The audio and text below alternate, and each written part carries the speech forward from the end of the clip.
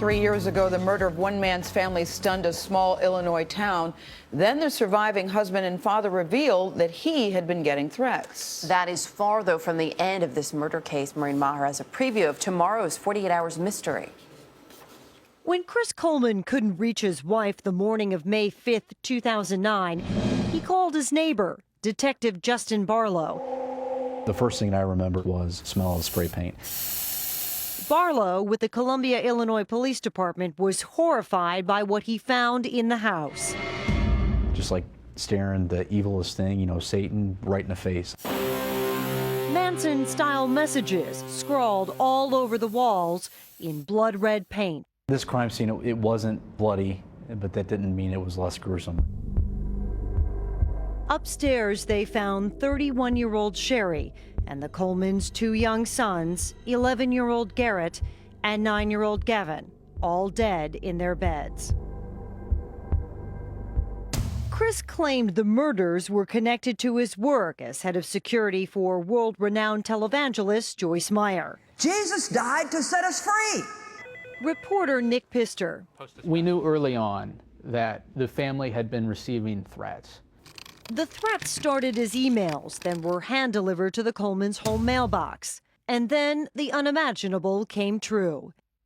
A monster. Monster comes to mind. Those were 3 precious lives that were senselessly taken. Police Chief Joe Edwards. We thought with the prior threats that was going to be a very good lead for us, who had such hatred for Chris Coleman. And Maureen Maher is joining us now from Chicago. Hey, Maureen, good to see you. Good morning. Working for a televangelist doesn't seem like a job that lends itself to getting threats. I was surprised that that's what he did. Well, it was not uncommon, Gail, for Joyce Meyer to receive threats.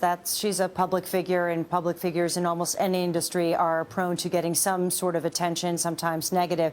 What was unusual is that these threats seemed to be the first time that they were directed at an employee and one of her employees. But ultimately, as police went through their investigation, they discovered the threats led back to Chris Coleman himself. And it was Chris who had apparently generated some of these threats, and he ultimately was arrested.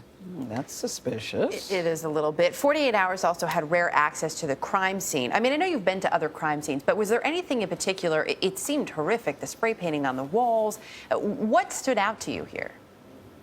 It sounds macabre, Erica, but what I try to do as a reporter is always look at the crime scene photos and to spend time at the crime scene, because I think it's important to remember this isn't just television. This is somebody's life, and lives were lost. And this particular crime was really devastating.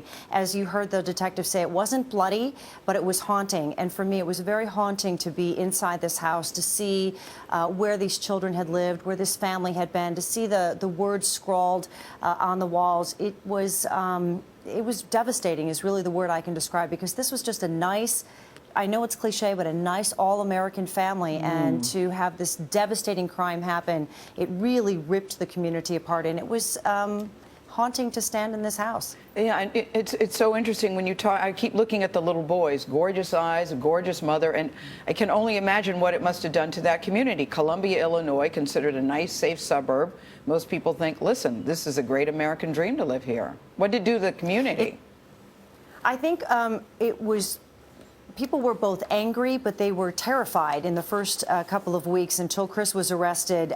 They were terrified that there was some maniac on the loose killing families. But then they really became angry because as details about this family's life started to come out, this was a family that had no history of violence. There was nothing between this couple. They'd both been in the military. They had fantastic reputations. And so it really it devastated them, but they were very angry.